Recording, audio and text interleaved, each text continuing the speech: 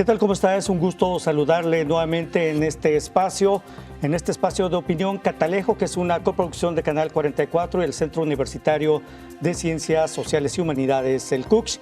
En esta emisión de Catalejo, en el que participan académicos, profesores e investigadores del CUCH, y también en esta ocasión tenemos como invitado a un académico del CUSEA. Se abordan temas desde la perspectiva y el conocimiento de ellos mismos. En esta emisión hablaremos del futuro del empleo en México, también abordaremos el tema de la migración masiva de centroamericanos, la estrategia de contención del gobierno federal y finalmente, en la parte final, superficie de imágenes, universidad, política y cultura en la era de la incertidumbre. Este es un libro que recientemente se presentó editado por el CUCH y su editorial universitaria. Para abordar el primer tema, en esta emisión nos acompaña la doctora Beatriz Adriana Bustos Torres, profesora investigadora del Departamento de Estudios Sociourbanos del CUCH. Doctora, bienvenida, gracias por estar con nosotros. Muchas gracias, encantada de estar aquí. Muchas gracias. El maestro Enrique Cueva Rodríguez, investigador y responsable del Observatorio Social y Laboral del CUSEA. Maestro, gracias por estar con nosotros, bienvenido. Muchas gracias a todos por la invitación. Y el doctor Francisco Orozco Rubio, catedrático en Derecho Laboral del CUCH. Doctor, bienvenido, gracias por estar con nosotros. El agradecido soy yo. Muchas gracias a los tres. Y bueno, yo inicialmente, ustedes como especialistas, les pregunto, ¿cuál es el futuro del empleo en México?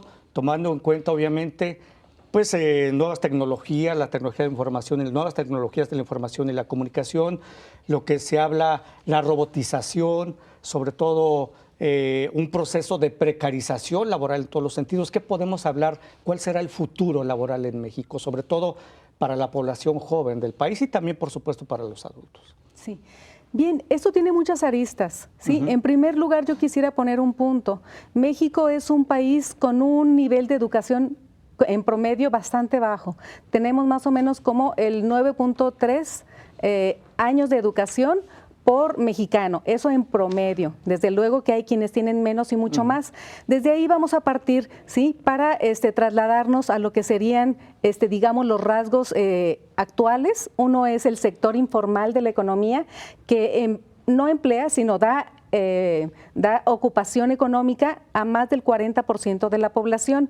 Después tenemos algo un poco menos del 60% que, digamos, está en el sector formal, y ahí también es muy diverso y muy polarizadas las situaciones que encontramos.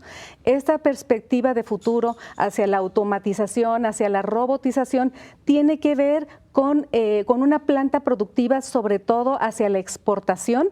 Y después de esa planta hacia la exportación, que mucho de ellos es manufactura intensiva en mano de obra y no calificada, que es el esquema de las maquiladoras, ¿sí? Pasamos a un esquema de producción, digamos, más avanzado, más sofisticado, y que sí emplea a una proporción importante de personal altamente calificado. Y entonces ahí vemos la industria automotriz, aeronáutica, y ahí es donde tenemos algunos, indicios de automatización y robotización.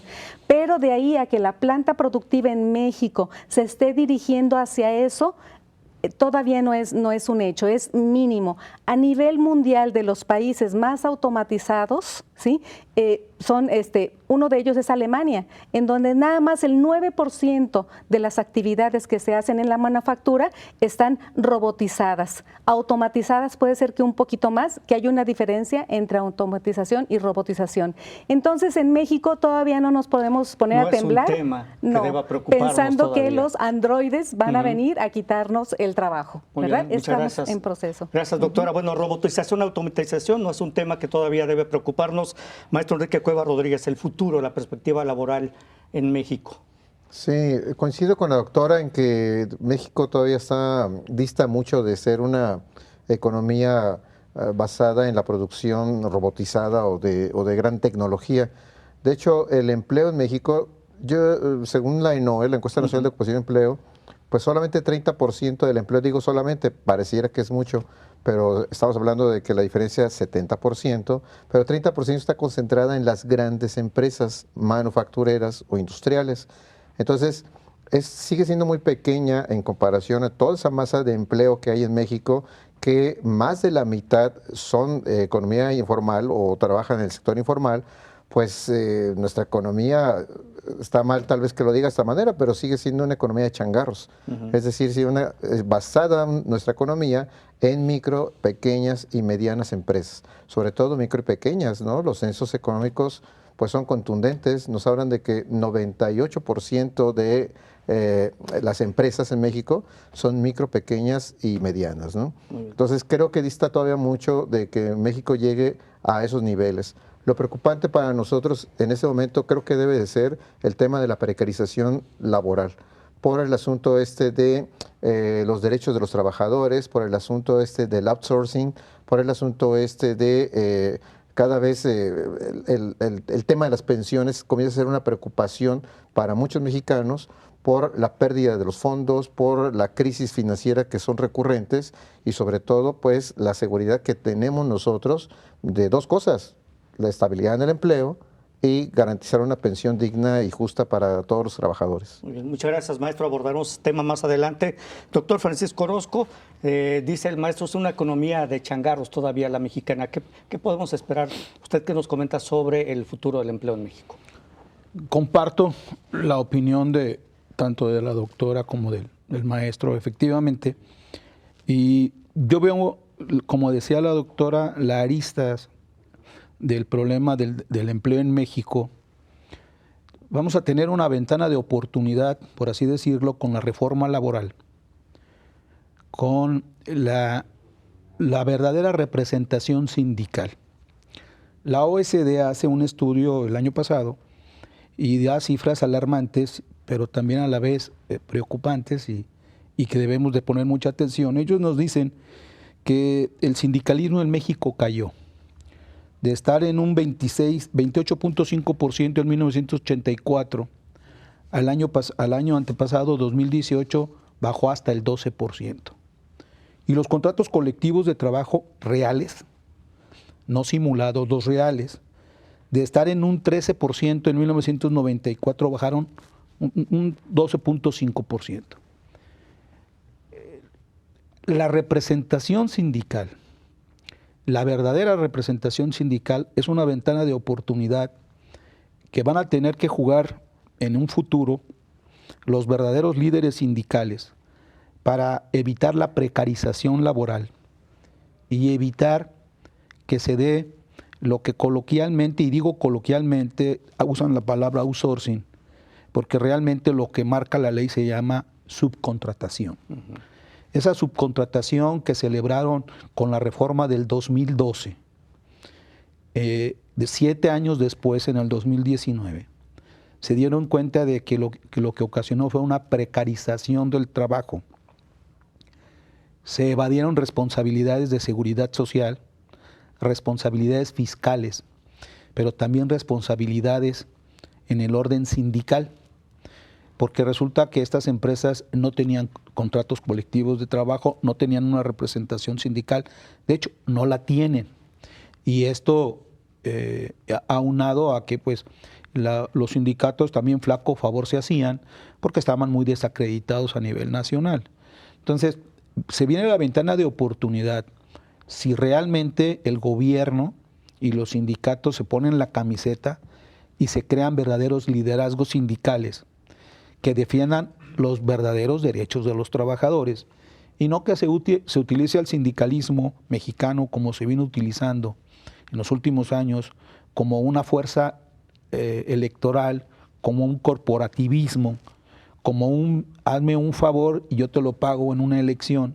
Eso debe de desaparecer si queremos ver, porque eso va en el empleo, en el futuro del empleo en México. Es un factor muy importante para el futuro que se viene. Muy bien, doctor, muchas gracias. Y bueno, esto que menciona usted viene en un estudio que precisamente dio a conocer la OCDE, el futuro del trabajo, perspectivas del empleo de la OCDE en el 2019. Vamos a hacer una pausa breve, la primera en esta emisión. Regresamos a Catalejo, coproducción de Canal 44 y el CUC. Ya volvemos.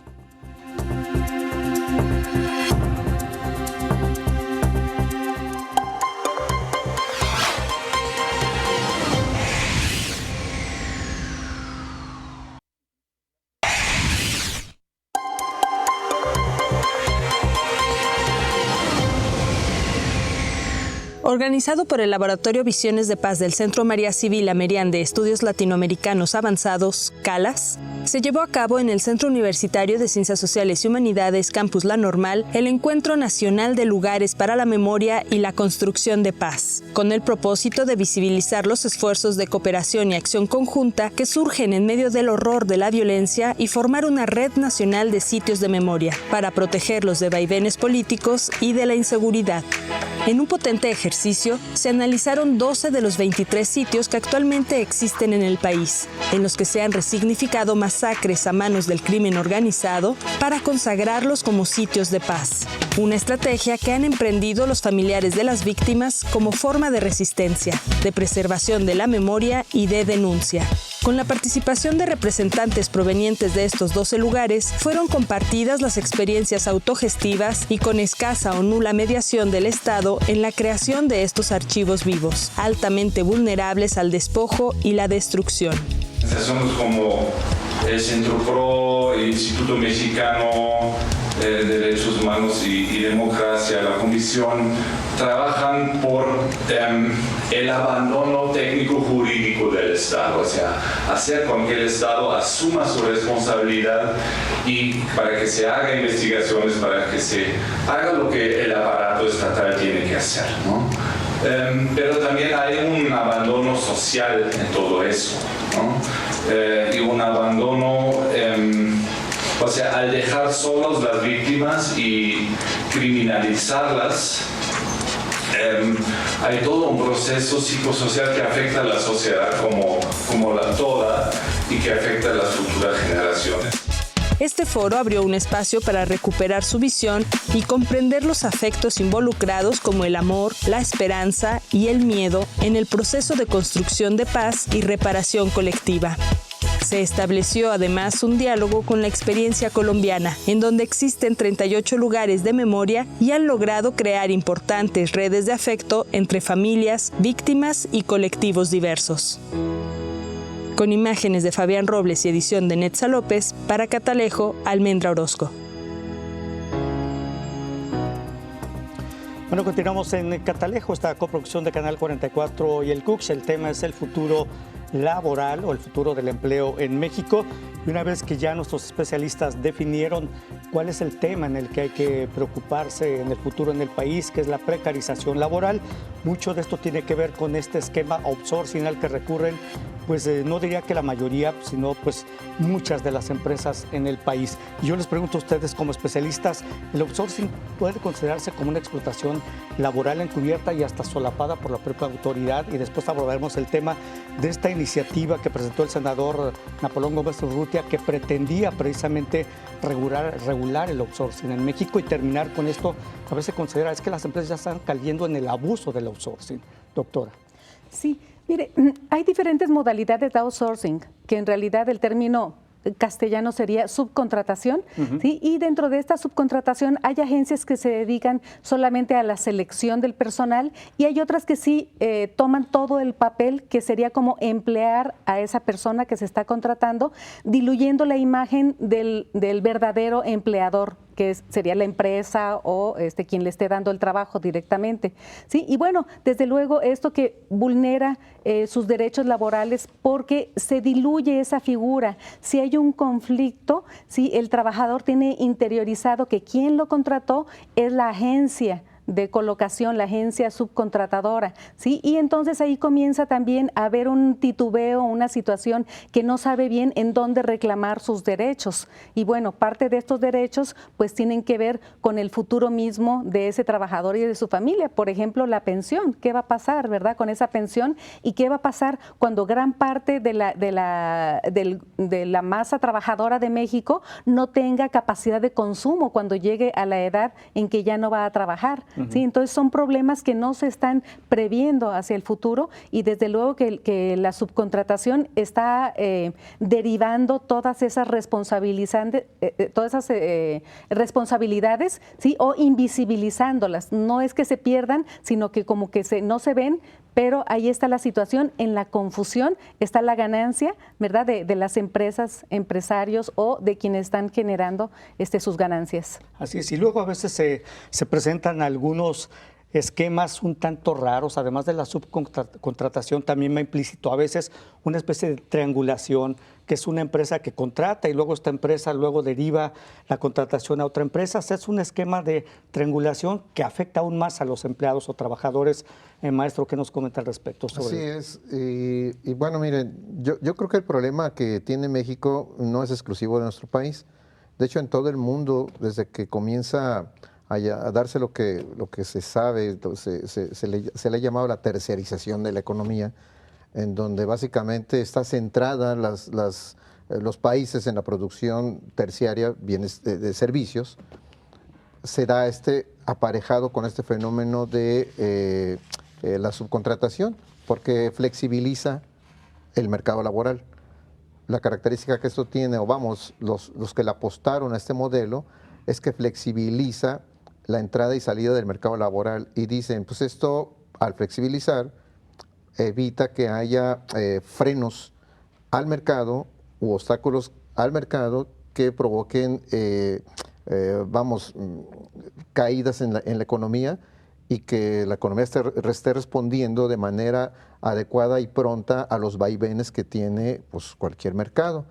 Sin embargo, desde mi punto de vista, yo soy economista, esto es un planteamiento muy al estilo neoliberal, muy al estilo de aquellos que están defendiendo este asunto del libre mercado y que es el que va a resolver los problemas de cualquier economía.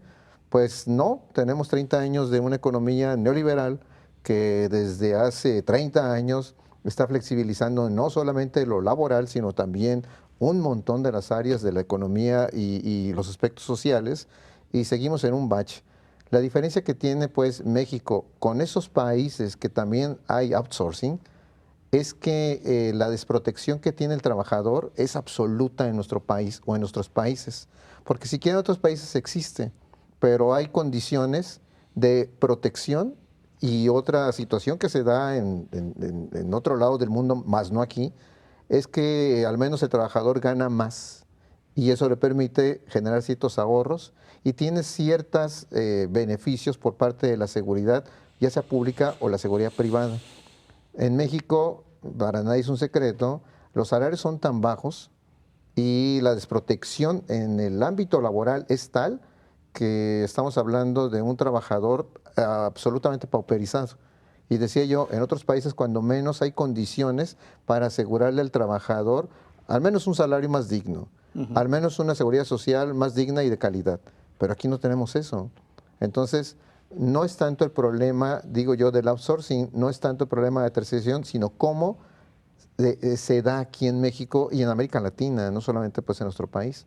Entonces, creo yo que los gobiernos actuales deberían de centrarse en proteger al trabajador, en garantizar un empleo y un salario digno y que poco a poco vayamos reconstruyendo lo que se echó por la borda durante 30 años, que es desmantelar todo un aparato de protección, de seguridad social, de estabilidad en los empleos y sobre todo pues se ha desmantelado, no desde 30 años, sino desde hace muchísimo, a un aparato sindical que realmente represente intereses de trabajadores.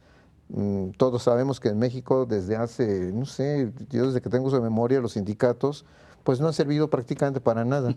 Siquiera antes había cierta negociación que les garantizaba al sindicato poder político, a cambio pues de mantener al trabajador con cierta seguridad. Pero hoy ya ni eso tenemos. Es decir, ya los sindicatos son sindicatos blancos, son sindicatos charros, y cuando existen, porque el outsourcing y esta flexibilidad en el mercado laboral, lo que ha provocado es que ya no haya sindicatos. De hecho, la nueva reforma laboral del gobierno actual de Andrés Manuel López Obrador habla pues de restablecer las condiciones para que el trabajador se reagrupe y pueda buscar un sindicato, crear un sindicato y darle facilidades para la defensa de sus derechos.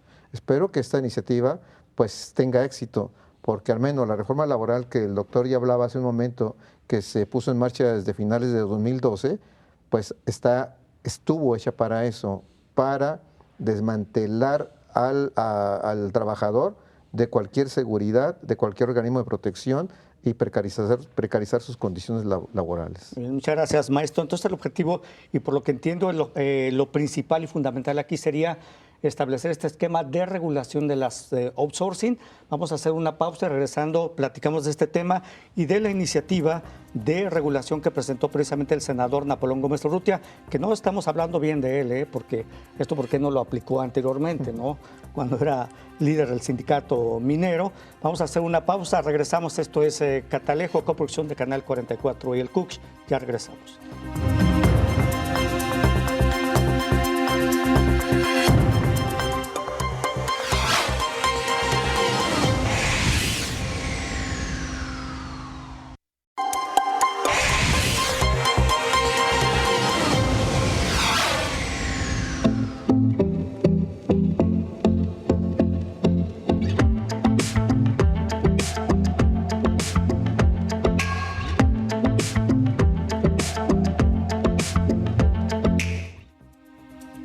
Bueno, continuamos en Catalejo y ya en la parte final de este tema, el futuro laboral o del empleo en México.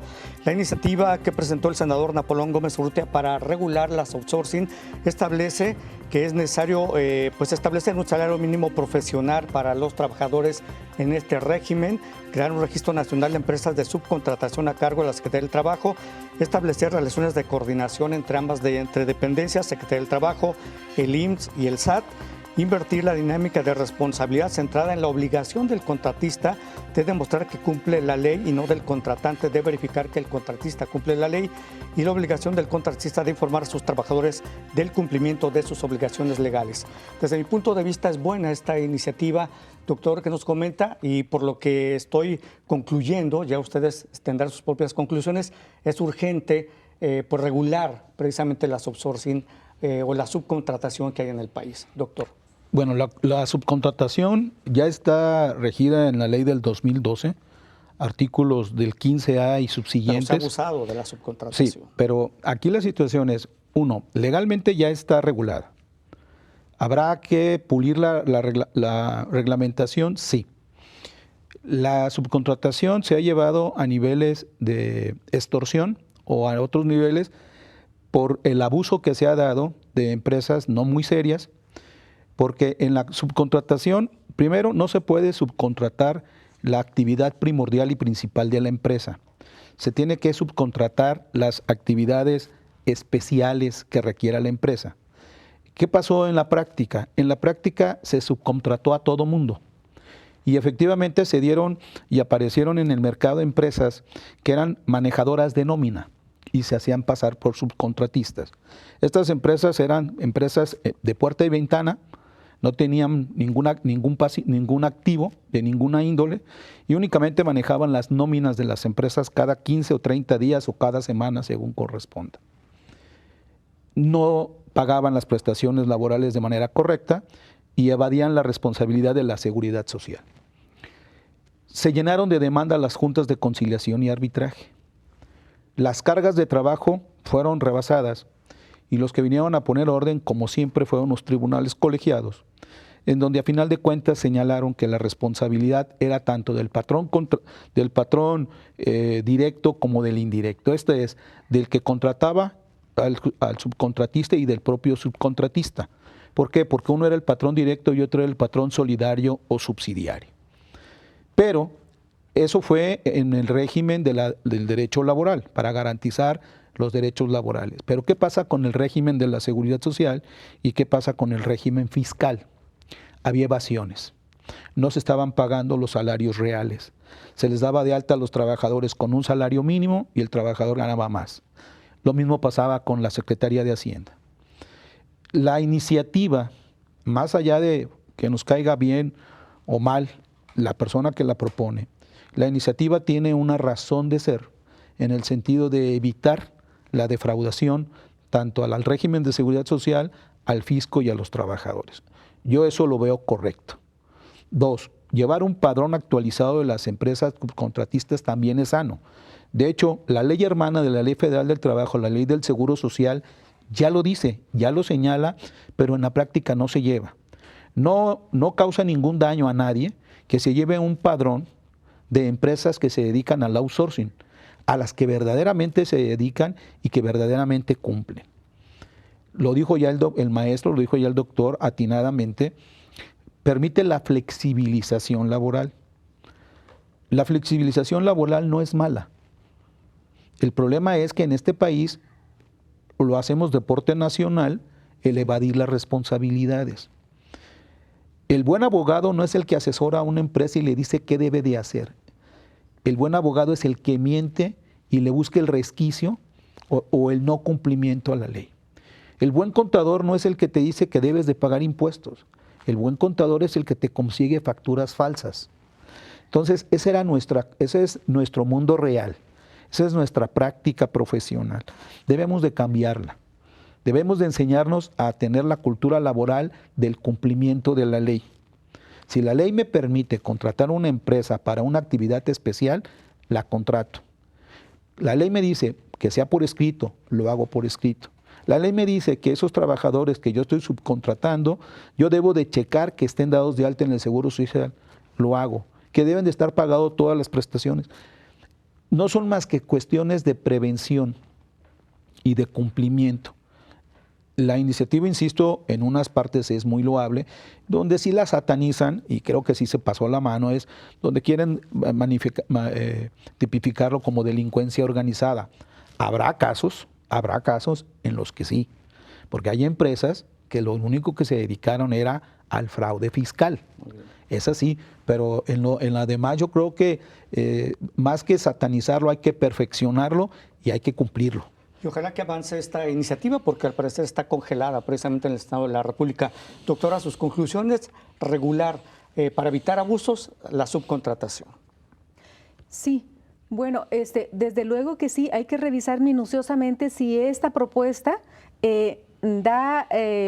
cubre todos esos intersticios, todas esas porosidades que permiten que cada vez los trabajadores sean más vulnerados y su situación de vida sea más precaria, ¿sí? Y desde luego, hablar de subcontratación también muy amplio, porque tenemos subcontratación desde lo que era al principio para trabajadores de base, digamos, de la planta trabajadora con menos calificación laboral, ¿sí? Y lo que nosotros venimos encontrando en los últimos tiempos es que egresados universitarios, ya sea con licenciaturas, ingenierías o incluso hasta posgrados, ¿sí? Están siendo sujetos de este tipo de contratación, ¿sí? Lo cual no era tan esperado porque en nuestro país el tener un título universitario hasta hace tal vez 15 o 20 años era casi la garantía de tener una situación laboral no precaria. Y sin embargo, un título universitario ya no es esa garantía. Entonces, hay que observar muy bien esta propuesta de ley y los procedimientos para garantizar que no se deteriore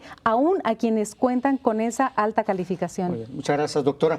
No, bueno, ahora hasta un posgrado puede ser considerado como un factor para que lo consideren una sobrecalificado y no encontrar el empleo deseado. Maestro, sus conclusiones sobre el tema. Mi conclusión es que coincido en lo fundamental con la iniciativa del senador, porque efectivamente se requiere regular, como también ya dijo el doctor, como ha dicho la doctora, se requiere regular el outsourcing, se requiere limitar los abusos y los excesos, pero para que tenga éxito una iniciativa como esta, se necesita algo muy importante, voluntad política, porque no todo es un asunto nada más de leyes, es un asunto también de voluntades políticas.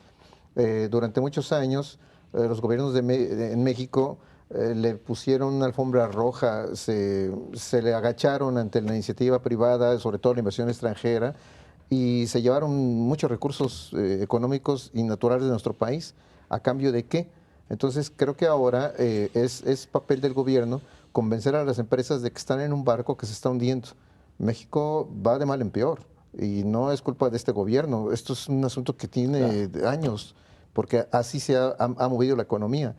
Si el gobierno actual tiene la capacidad de convencer al empresario, sea nacional o extranjero, de que la gallina de los huevos de oro se está acabando, se está muriendo, sino es que ya está prácticamente moribunda, pues entonces hay que ser conscientes de que necesitamos reforzar esta economía, no para que se la lleven, claro, sino para que la economía produzca lo que tiene que producir, que es bienestar y desarrollo para todos. Muy bien.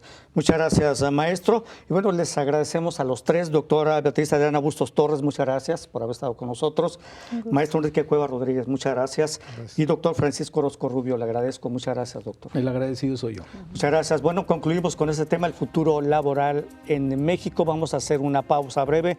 Regresamos a esta coproducción Catalejo, coproducción del Canal 44 y el CUCS. Ya volvemos.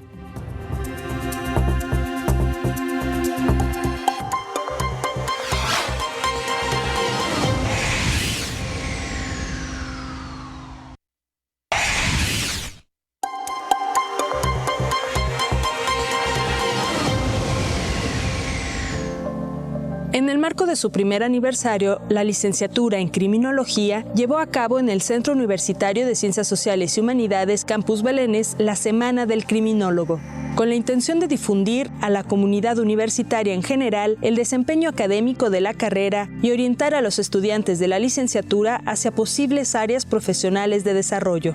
En este marco tuvo lugar la conferencia Taller de Cadena de Custodia, impartida por el maestro Óscar Daniel Ornelas Anguiano, abogado y perito criminalista, quien explicó que el papel de esta figura es la de garantizar que la evidencia encontrada en el lugar de la investigación y presentada después ante la autoridad jurisdiccional no sufra ningún tipo de alteración, contaminación o pérdida durante su recolección, embolsado, transporte, análisis y almacenamiento, y quede así en resguardo de la autoridad competente.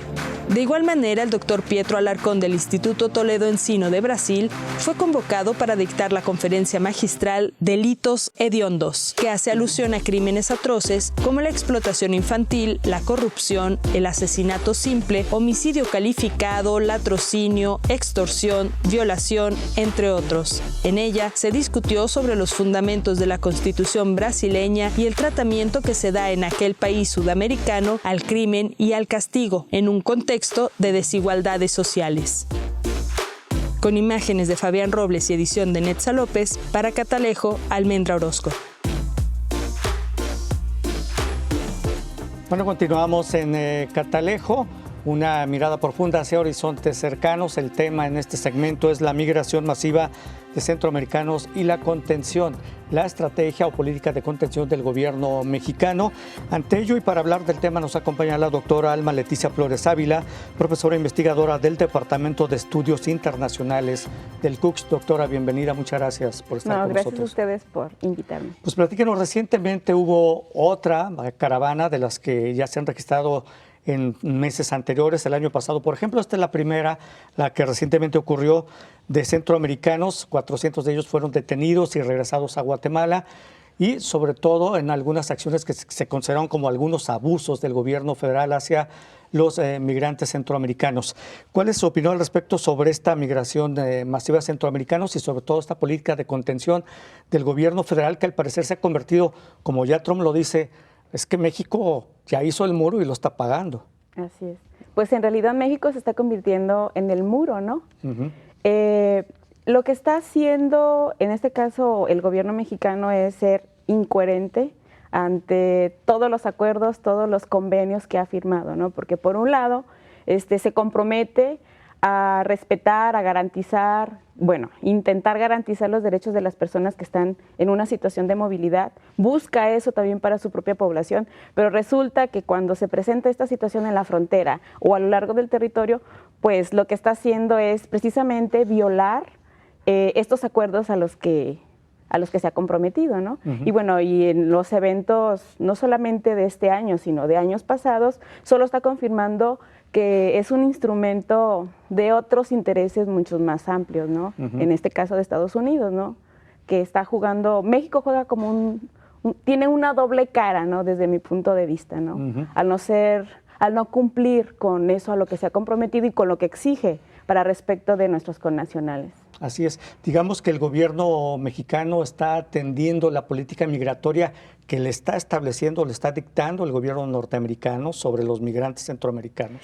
Pues no me atrevería a decir que lo está haciendo de manera directa. Puntual. Claro, pero creo que sí está entre la espada y la pared, ¿no? Porque tiene que responder a una presión muy fuerte por parte de, pues, de esta potencia que tenemos como vecina, que tiene un interés muy claro, muy concreto de contención, y México pues está entre de este otro lado que tiene un compromiso, pero pues no sabe qué hacer.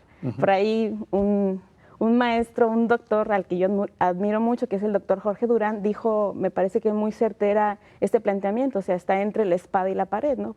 Así es. Y precisamente la pregunta sería, México está entre la espada y la pared por la amenaza que ya advirtió desde el año pasado Donald Trump de imponer aranceles de hasta 5% a la exportación de productos mexicanos. Es decir, al gobierno mexicano no le quedó de otra que atender esta petición de contención del gobierno norteamericano y convertirse de facto en el muro que Trump no ha construido, pero ahora es el muro humano en la frontera sur de México, ¿no? Claro que sí, y está siendo muy errático con sus políticas al momento de atender a estas poblaciones, ¿no? Y está haciendo que las poblaciones se cansen, se desgasten, lleguen a un punto de tortura, se podría decir, ¿no? En los centros de detención, ¿no?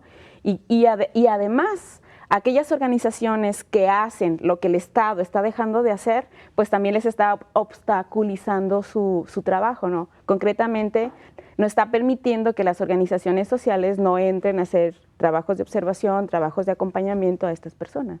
Por eso el reclamo de algunos organismos nacionales e internacionales sobre consideran una flagrante violación de los derechos humanos de los migrantes centroamericanos. Sí, por supuesto. De hecho, hay algunas organizaciones que ya han iniciado procesos judiciales contra el Instituto Nacional de Migración. Ahorita se me va el nombre de la organización. Precisamente por impedirle hacer su labor, ¿no?, de observación en estos centros de detención, particularmente en Tapachula, ¿no? Es donde están siendo como muy constantes estos impedimentos para poder hacer este trabajo. Y algunas organizaciones como Derechos Humanos, Sí, por ejemplo, sí. la Comisión Por Nacional ejemplo, de Derechos ahorita Humanos ha guardado un absoluto silencio. El padre Alejandro Solalinde, otrora defensor de los derechos de los migrantes, no ha dicho absolutamente nada, y el único que se ha atrevido a levantar la voz es el senador Porfirio Muñoz Ledo. Así ¿no? es, exactamente. Es decir, las organizaciones están evidenciando lo que el Estado está dejando de hacer. Entonces, pues ahora tenemos, bueno, recientemente también pareciera que se oficializaba que ya no los iban a dejar hacer su trabajo. Por ahí luego salió un comunicado diciendo que había sido un error, que no se había autorizado. Pero al final eso lo han venido haciendo desde 2017, de cuando yo por ahí he dado seguimiento a estos procesos. Pero pareciera, o sea, fue como muy descarado ese boletín que por ahí surgió diciendo que se iba a restringir el acceso a las organizaciones, ¿no? Pero obviamente es una red fuerte, ¿no?, que no solamente defiende los derechos de los migrantes, sino de todas las personas, de todos los que estamos, de todos quienes habitamos estas sociedades, ¿no? Sí. Entonces va a seguir y va a seguir evidenciándose, ¿no? Y México, desafortunadamente, pues solo está viéndose mal. Y México va a seguir quedando en evidencia. Así es. Doctora, ese es un tema de la migración centroamericana hacia México, pero este tema me parece que ha desviado mucho la atención de lo que ocurre en la frontera norte. Usted es especialista en temas de migración de retorno. ¿Qué pasa con la migración de mexicanos a Estados Unidos? ¿Ha aumentado, ha decrecido la política migratoria del gobierno norteamericano? ¿Se ha endurecido con Donald Trump? ¿Qué pasa ahora en la frontera norte? ¿Qué pasa en la frontera norte? Pues también está... el gran problema que tenemos, creo yo, es que no existen los protocolos adecuados para atender los distintos perfiles de migrantes que tenemos, porque no solo tenemos solo un tipo de migración. México se ha convertido en un país de emigrantes, sigue habiendo emigración, no en las cantidades que tradicionalmente o que comúnmente o históricamente habíamos observado, pero sigue habiendo migración hacia Estados Unidos, con mayores costos, con mayores riesgos para nuestra población. Está regresando población y aquí también no tenemos protocolos adecuados para recibirlos, para que haya un proceso de inserción, de incorporación, pues a esta sociedad en la que van a tener que permanecer, pues, otro rato, ¿no? Y también en estos perfiles que están regresando, pues tenemos diferentes condiciones, ¿no? Tenemos adolescentes que tienen que entrar a las instituciones de educación, tenemos personas mayores que necesitan algunos de ellos atención médica, tenemos padres de familia que necesitan incorporarse a trabajar y no tenemos protocolos ni recursos suficientes para atenderlos, ¿no? Y bueno, y por supuesto también tenemos población en situación de refugio que están solicitando y que cada vez se está visualizando más. Y bueno, y no se diga la población en tránsito, los transmigrantes. Es decir, necesitamos una política que realmente piense en todas las condiciones y en todos los escenarios que generan, pues, las migraciones, ¿no? Habla usted de escenarios, doctora. ¿Podemos imaginar o pensar que realmente existe un escenario, en este caso, de crisis humanitaria en las dos fronteras sí, actualmente? Por supuesto, en las dos fronteras. Me parece que esa falta de reconocimiento, precisamente, de que tenemos además de una crisis migratoria, tenemos una crisis humanitaria, tanto en la frontera norte como en la frontera sur. Y esa soberbia del Estado mexicano, pues, está llevando a no gestionar, a no reconocer que se necesita cooperación internacional para atender los problemas, ¿no? Muy bien. Pues muchas gracias, doctora Alma Leticia Flores Ávila, profesora e investigadora del Departamento de Estudios Internacionales del CUCS. Doctora, le agradezco. Muchas gracias. No, al contrario. Gracias por invitarme. Bueno, vamos a hacer una nueva pausa breve. Regresamos a la parte final de Catalejo. Ya volvemos.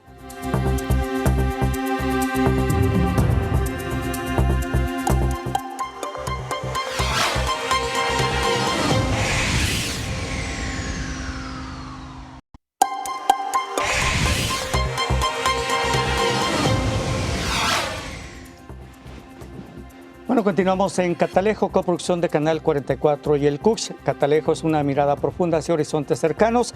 Vamos a hablar de un libro que se presentó hace algunas semanas, por no decir que el año pasado, porque estamos iniciando prácticamente el año. Se llama Superficie de Imágenes, Universidad, Política y Cultura en la Era de la Incertidumbre. Para hablar de ello nos acompaña el doctor Adrián Acosta Silva, profesor e investigador del Centro de Estudios Estratégicos para el Desarrollo del CUCS.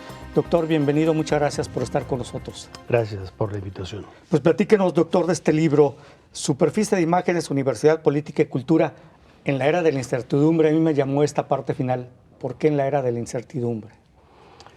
Me parece que una de las señales más claras que hemos experimentado en distinto grado en todas las sociedades contemporáneas es que estamos atravesando, digamos, una época de confusión, de incertidumbre, donde muchas cosas parecen cambiar al mismo tiempo.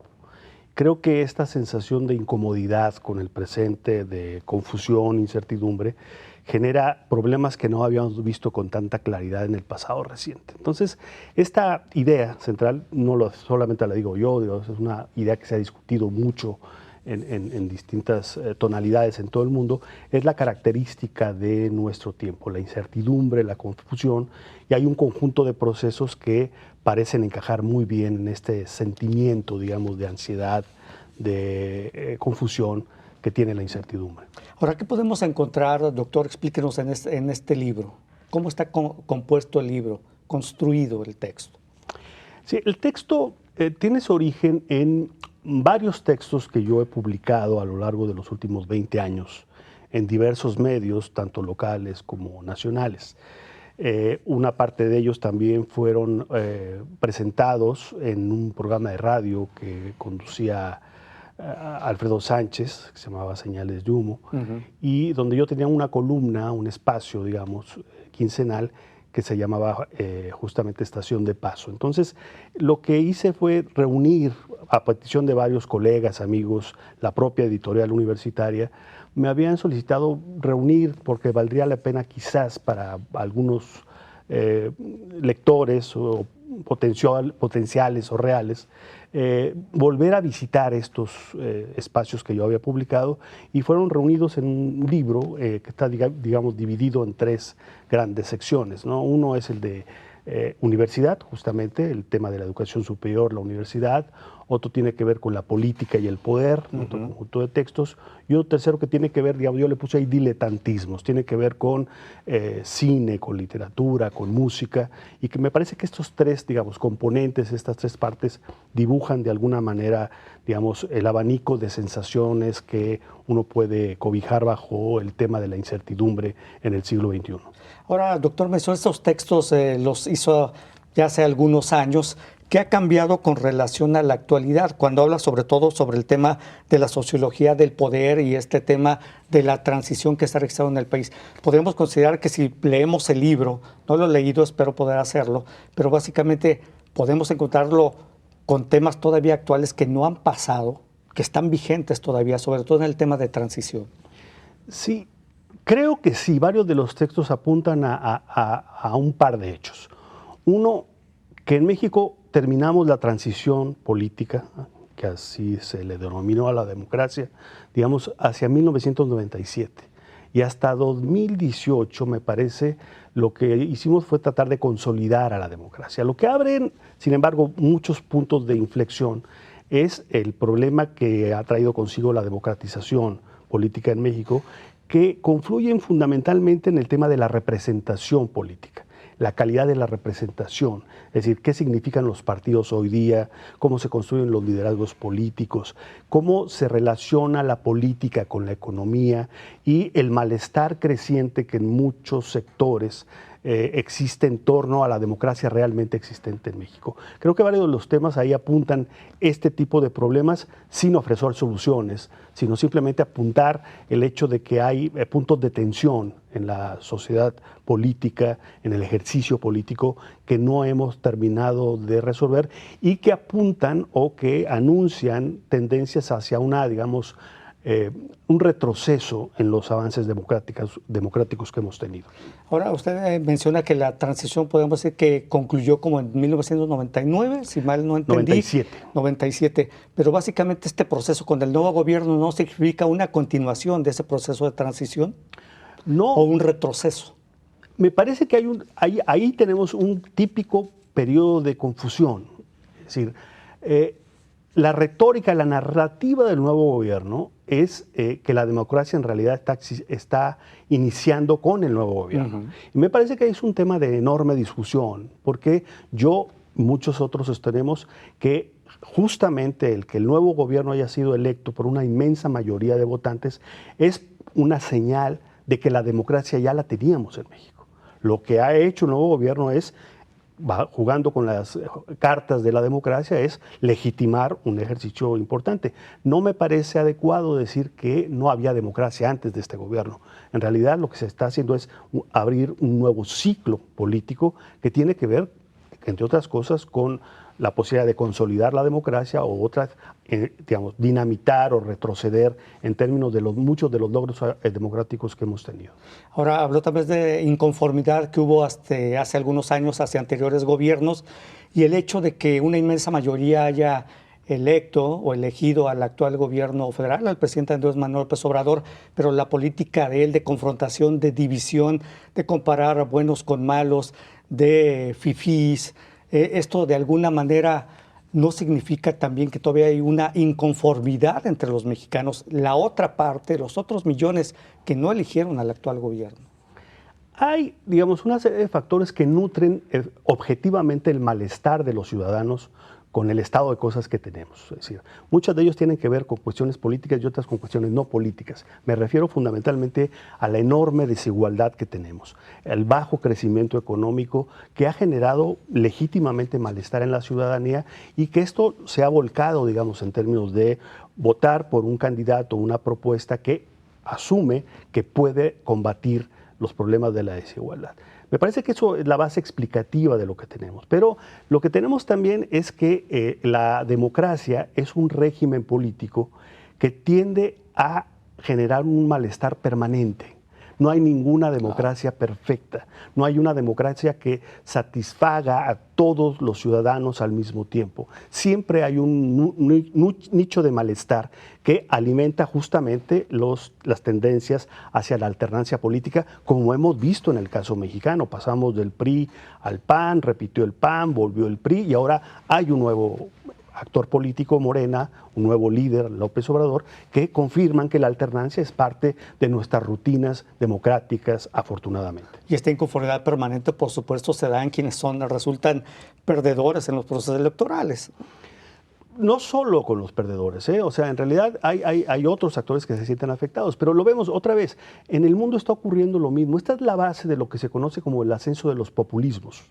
Es decir, los populismos que hoy tenemos son populismos que tienen orígenes democráticos inocultables, pero lo que nos enseña la experiencia en muchos casos nacionales e internacionales es que esos populismos democráticos o de orígenes democráticos rápidamente pueden convertirse en populismos autocráticos. Es es decir, que debilitan a la propia democracia. Hay muchos ejemplos en el mundo, ¿no? El caso del chavismo en Venezuela, el caso de Erdogan en Turquía, el caso de el presidente Trump en los Estados Unidos, un populismo claramente de origen democrático que tiende a ser autárquico. Es decir, tenemos muchos ejemplos que muestran que el populismo democrático tiene sus límites y tiene sus riesgos. Muy bien. Pues muchas gracias, doctor Adrián Acosta Silva, profesor investigador del Centro de Estudios Estratégicos para el Desarrollo del CUCS. Doctor, le agradezco mucho. Muchas gracias. A ustedes, gracias. Bueno, con esto llegamos a la parte final de Catalejo en esta emisión. Muchas gracias. Hasta luego.